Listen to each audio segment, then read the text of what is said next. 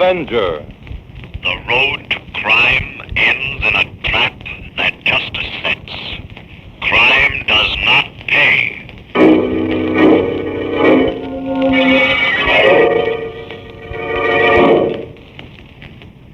The Avenger, sworn enemy of evil, is actually Jim Brandon, a famous biochemist. Through his numerous scientific experiments, Brandon has perfected two inventions to aid him in his crusade against crime as the Avenger: the telepathic indicator by which he is able to pick up thought flashes, and the secret diffusion capsule, which cloaks him in the black light of invisibility. Brandon's assistant, the beautiful Fern Collier, is the only one who shares his secrets and knows that he is the man the underworld fears as the Avenger. And now,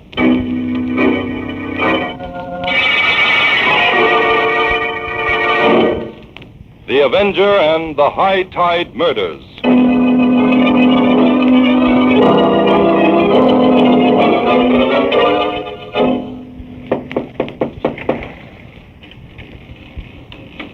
Oh, it's you, Fenro. Yes, Scrawny, it's me. Who are we expecting, the cops? No. Come on in. Mighty glad you came, Fenro. Did you follow my instructions? Sure, nobody knows I'm here. You don't think I'm fool enough to let anybody know I'm mixed up with you, do you? Now, Fenro, there's no cause for you. Shut up, Scrawny. Gun. What are you pulling a gun on me for, Fenro? Because I don't trust you, Scrawny. Not even when I can see you. Well, I've always been fair to you, Fenro. Shut up, I told you. I'll do the talking this time. You're a double-crosser, Scrawny, the worst kind. You get a guy in deep with you, and then you double-cross him, cheat him. I haven't cheated you, Fenro. Honest, I'm not giving you the chance to double-cross me, Scrawny. I come for my share of that last shipment you got, and I'm not leaving without it. Sure, Fenro. In fact, I want more than my share, since you're holding out on the other boys. Sure, Fenro. That's why I sent for you. To give you your share. We'll be partners, Fenro, you and me. Never mind that. Where's the stuff? Right over there in that box. I'll get it. Stay where you are. I'll get it myself. If you make a move, Scrawny, I'll plug you. All right.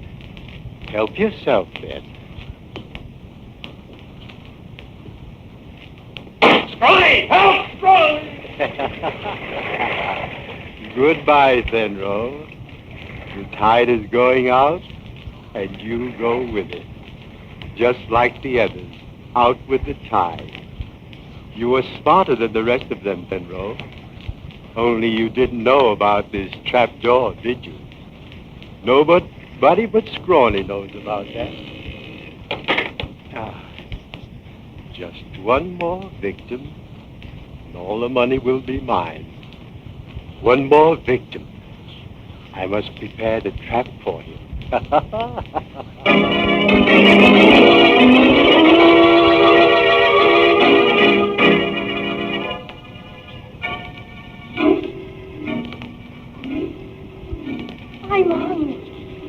hungry. I want to stop working now and go to dinner.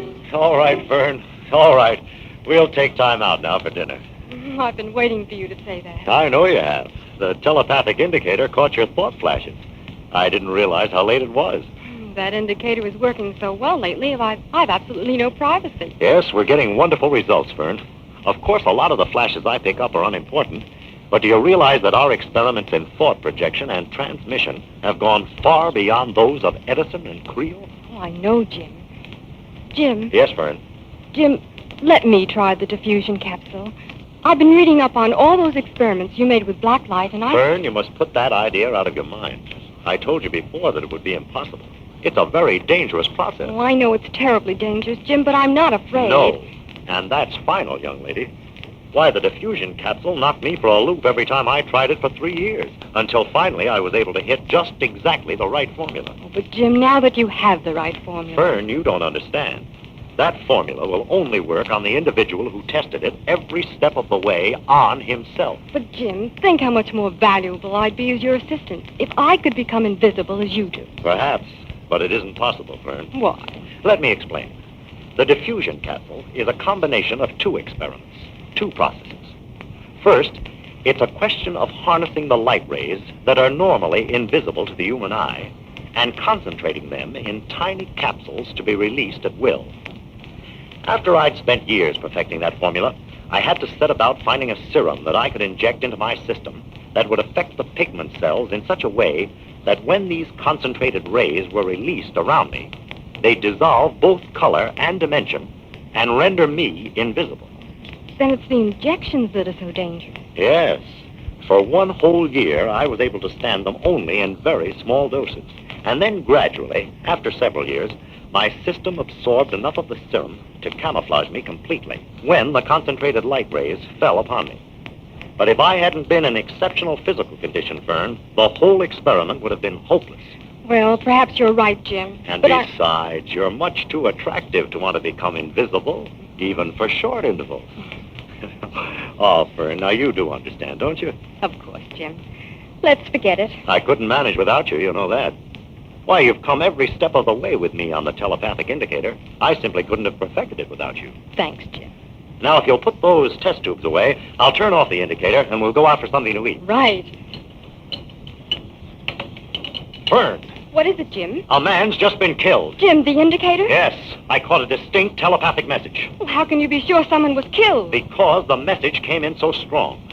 It's been proved through thousands of experiments that 85% of all psychic impressions received are relayed by those who are suffering violence. What was the message, Jim? It's strange. I've had 3 messages like this in the last 2 weeks, all on the same thought wavelength. Only this last one was stronger than the other 2. The sounds were all the same, though. What kind of sounds, Jim? Lapping water and wind, mostly. And then the sudden sound of a heavy door opening and a splash. Do you mean like someone falling in the water? Yes. Only this time I also received the impression of a man's voice. A man's voice screaming out a name. What name, Jim? Something that sounded like scrawny. Scrawny.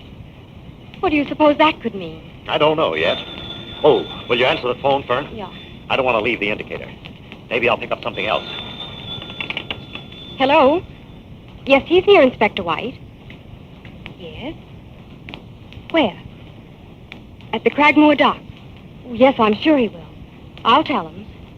Thank you, Inspector. That was Inspector White, Jim. What did he want? The body of a man's been washed ashore at Cragmore. What? He wants you to come down and make some special tests. The inspector thinks it's murder.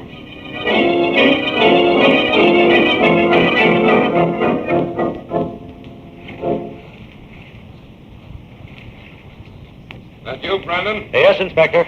Coming, Fern? No, I'll wait here at the car, Jim. All right. Well, Inspector, find any clues? Very few. The doc says the body's been in the water about 2 weeks. I want you to check on that. No identification. Not a thing. Oh, flash that light over here, Joe. Well, what do you think, Jim? At first glance, I'd say 2 weeks is about right. We can't tell much from his clothes. There was no jewelry, which might mean the motive was robbery. Yeah, it might. Find anything at all in his pockets? No. Only a little piece of broken glass. You mind letting me see it? Here. Why, this is a piece of a jeweler's loop. A very good one, too. This man must be a stranger around here. He doesn't fit any of our descriptions for missing persons. Inspector, do you think you could keep this out of the papers for a few days? No, I can't keep it out of the papers, Brandon. And I don't see why I should try. Well, you're in the driver's seat, of course, Inspector, but if I had a day or two, I Look, think... Brandon, all I want from you in this case is a complete chemical analysis report. The same kind of checkup you did in the Reardon case. Okay. I'll come to headquarters later. But you shouldn't let my simple inquiries affect your blood pressure like that, Inspector. Well, every time you see a body, you pop up with a lot of unconventional theories. Well, murder is hardly ever conventional, Inspector. No monkey business on this case, Brandon. That chemical report is all I want from you. You'll get it. In the meantime, I'll have an impression made of his teeth and go over every inch of his clothes. Right. I think we'll have to work fast on this, Inspector. We? All right, you. I'll see you later. So long. Remember what I said, Jim. What's the matter, Jim? The inspector sounds mad. Oh, just the usual routine. He's afraid I'll steal his thunder. Well, were you able to find out anything? I think so, Fern. I'd be willing to bet anything it was that man's dying message I picked up about 2 weeks ago. Do the police have any idea who he was? Not yet, but I'm pretty certain he was a jeweler. If he was, then the other two thought impressions I received may have been from jewelers, too. If your hunch is right, Jim, 3 jewelers would be missing in the city right now. Right. Let's get back into town and start investigating. Tonight? Oh, well, I guess it is pretty late, isn't it? And I'm still hungry. Remember, we never did get our dinner. Okay, but first thing in the morning, Fern, we're going calling. The pawn shops first.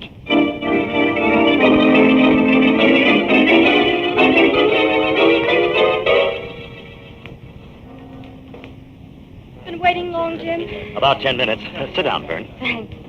Oh, golly, I didn't know there were so many jewelry stores in the whole world. I'm tuckered out. And hungry, no doubt. Mhm. I ordered for you. Oh, waiter.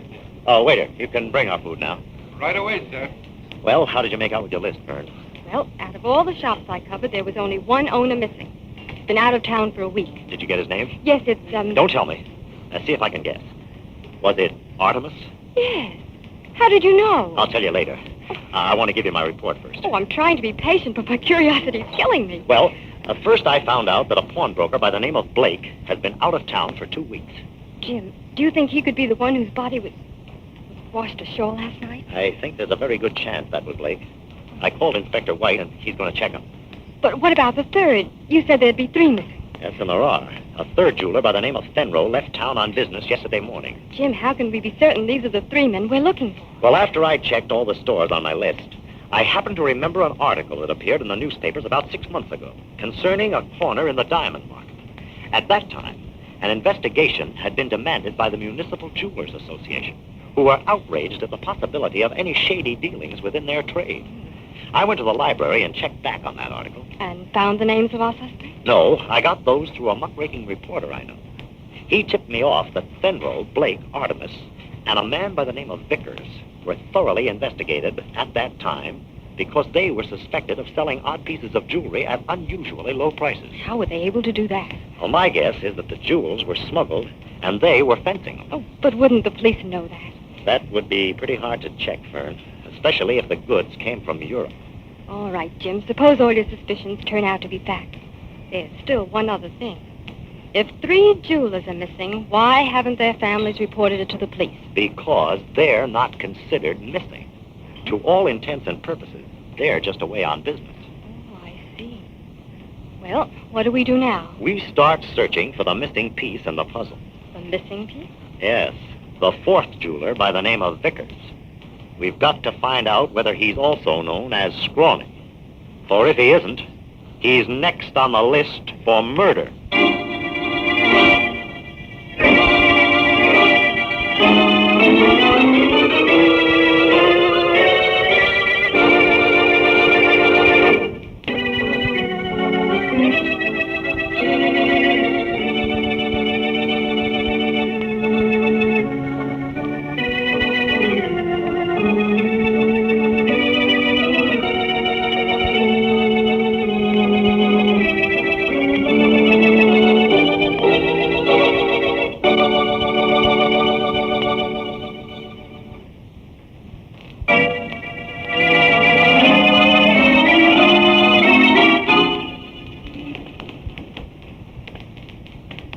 Jim, does that shop belong to Vickers? I was in there this morning. I know. That's why I think it would be better for me to go in alone this time. Wait for me just beyond the shop there, Fern. All right, but don't be long. I'm nervous. What can I do for you, sir? Do you mind if I look around a little? Yes, I do mind. What do you want? I'm looking for the Berkeley necklace. What? I thought you might have it. I tried all your partners' places, but they didn't seem What are you talking about? I have no partners. No? I understood Artemis, Blake, and Fenro. Get out of here. That's no way to treat a customer, Mr. Vickers. Get out, I say, or I'll call the police. I don't think you will. Get out! Put that gun away, Vickers. You're in enough trouble already. I'll give you exactly 5 seconds to blow. All right. You win. What happened, Jim? I think he's our man, Fern. He pulled a gun on me. But we've got to get some evidence. Well, how? You go in the store and pretend you want to buy something. Keep him occupied for a few minutes. Oh, I'll do my best. What do you plan to do, Jim? Examine his safe. It must be in the back room. It's not in the store. Jim? Yes, Fern, it's time for the Avenger to take over. I thought I told you to get out. Where did he go? Where did who go? That man with you. There's no one with me. Jim? I was sure I saw him come in the door, and then he disappeared. Well, there's no one here. Maybe the sunlight blinded you for a moment as I opened the door. I don't know. I was sure. I must be seeing things. I came in to look at that gold pin you have in the window, the one with the topaz in the center. Would you show it to me, please? Yes, I'll get it. The one on the right. That's it. Oh, my, it's lovely. How much is it? $40. 40? Oh, I'm afraid that's too expensive. I have a smaller one. It's in the back room. I'll get it. Oh, no, never mind. This is the exact size I'm looking for. Perhaps I'd... All right, Fern. I've finished. Come on. What did you say? Oh, the pin. Well, I hadn't planned on anything so expensive. Busy, Vickers? What are you doing here? Stow that, Vickers. I've got business with you.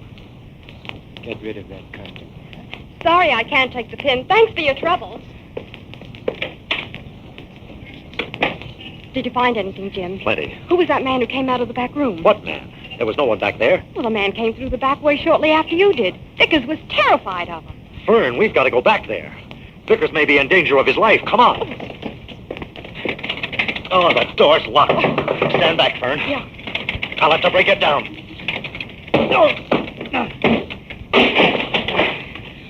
Jim, look, on the floor. It's Vickers. Vickers!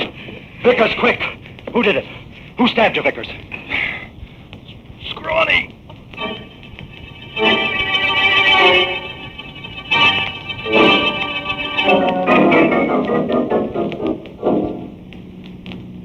What part of the beach does this road lead to, Jim? A place called Peabody's Cove. Never heard of it. Who's Peabody? Captain Peabody is an old sailor. His family has owned this stretch of beach for generations. The captain makes his living renting fishing dories. But why are we going to see him? Well, Captain Peabody knows everyone along the coast for miles. Mm-hmm. I want to try to get a line on that man you saw in Vickers' pawn shop. Oh? You said he gave you the impression of being a seafaring man? Well, it was only a vague impression, Jim. Yeah. His face was weather-beaten, and he used the term stow that. Not much to go on, really. Yeah, and there was one other thing. Vickers was killed with a knife. A fisherman's knife. Ah, there's Peabody's place now. Look at all those boats. Aren't they beautiful?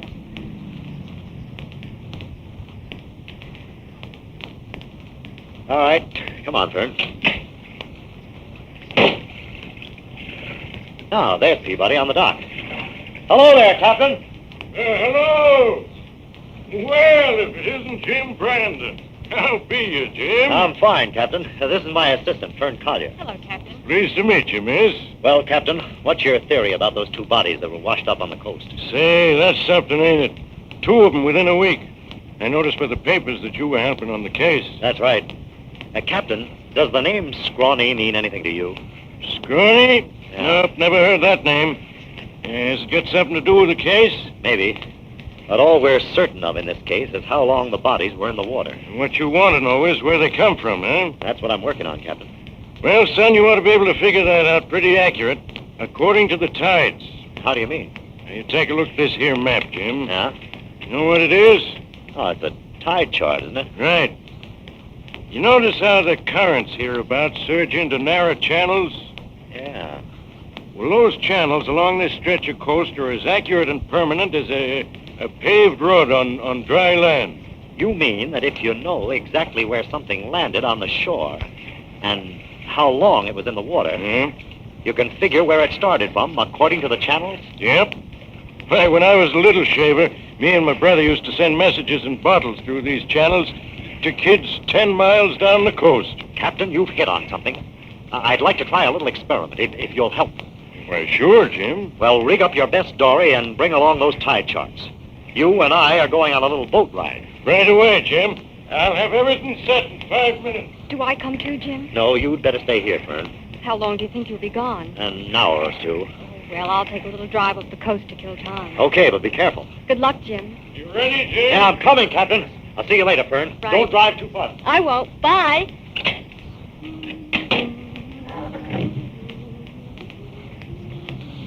That's a gun in your back, lady. Who are you? Start driving north. No, I won't. Start driving, I said, or I'll let you have it. What, You're the man I saw in Vickers' shop. You murdered You Vickers. know too much for your own good. Drive faster. You're scrawny. That's right. But you're the only living person who knows it. And you ain't going to be living long. Drive faster, I said. Faster.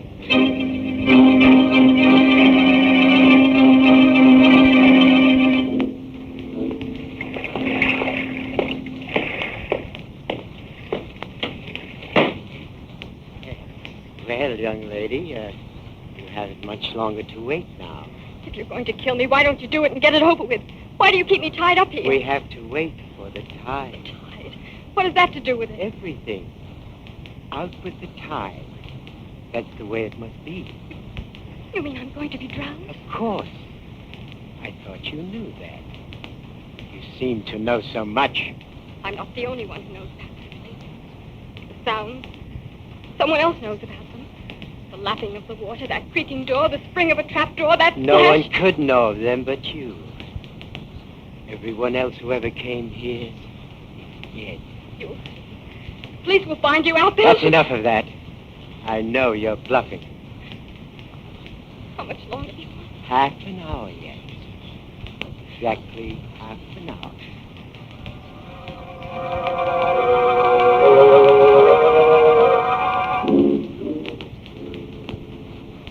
What are you doing? It's almost time.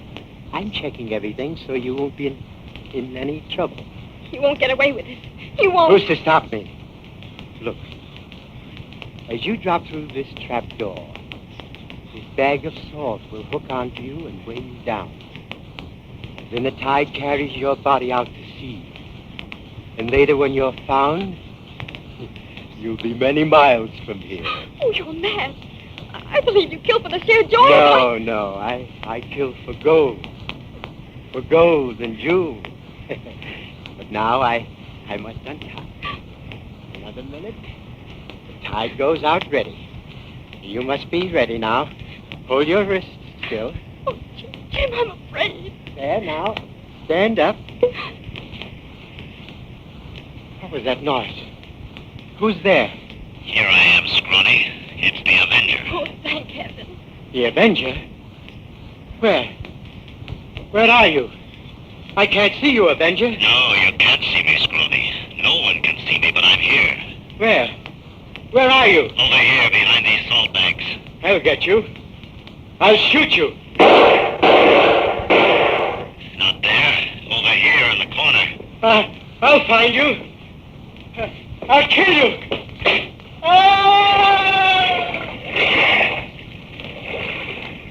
Oh, Jim. How awful. Are you all right, Fern? Yes. Wait for me in the car outside, Fern. Oh. I'll just have a look around here.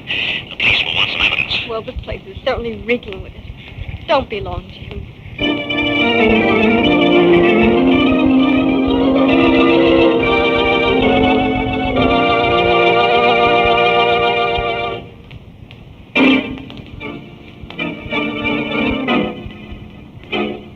I thought I'd better call in this completed report, Inspector, to save time.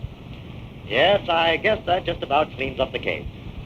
Oh, by the way, Inspector, congratulations. That was a good picture of you in this morning's Herald. Oh, now, don't get mad, Inspector. No offense. Okay. Okay. See you on the next case. Goodbye. Well, Jim, was Inspector White completely satisfied? He wouldn't admit it, Fern, but he was. A police boat just picked up Scrawny's body in the exact place I pointed out on the tide chart. Oh, by the way, Scrawny's real name was Joplin. Scrawny was the code name the smugglers and fences used for him. I still don't understand how you knew exactly where they'd find him. Look, it's all here on these channel maps Captain Peabody gave me. Oh, let me see. Yeah. Now, here's the way the smugglers worked. Sailors dumped the smuggled cargo overboard right here at the beginning of this narrow channel, just as the tide was going in. The channel ends here. Under this long pier old Scrawny had built along the coast. He had nets stretched along the entire length of the channel under the pier. And when the tide came in, they caught the cargo. Then old Scrawny, all he had to do was haul in the nets and distribute the cargo among his fences. Just as simple as that. Oh, but then why should Scrawny want to kill the men who fenced the jewels for him? He didn't, as long as the smuggled cargo was jewels. But the last two shipments were currency. Enormous sums of it in sealed, waterproof bags. Oh, so he didn't need the fences. Yeah, that's right, Fern. But evidently the fences demanded their share of the shipment, so Scrawny decided to get rid of them. He sent for each one separately on the pretext of sharing the loot with him. Vickers was the only one who wouldn't go, so Scrawny had to come to him. Each of the others, well, you saw the little trap he set for them. Yes, I saw it. But I was too frightened to understand how it worked. Well, those salt bags were rigged up to hook onto the victim automatically as he fell through the trap door. This was always done just as the tide was going out, so the victim was immediately carried out to sea. But where did the salt go? After a time, it dissolved in the water, and the bags fell apart because they were made of semi-perishable cloth. Jim, it's horrible. And to think that I... Now, you mustn't think about it anymore, Fern. The case is closed. But you can thank Captain Peabody for showing me the beginning of that narrow channel that led me to old Scrawny's place in time to save you. Oh, I'm going to buy Captain Peabody a nice present. Oh, he'd like that. He said you were right pretty. Oh, you. You know, the minute I got to Scrawny's place, I knew the trail was ended. How, Jim? I recognized the sounds. They were exactly like the impressions I received on the telepathic indicator. Well, I'm glad it's over. And so am I, Fern. Well, what about some dinner? Oh, fine. Only let's not have seafood.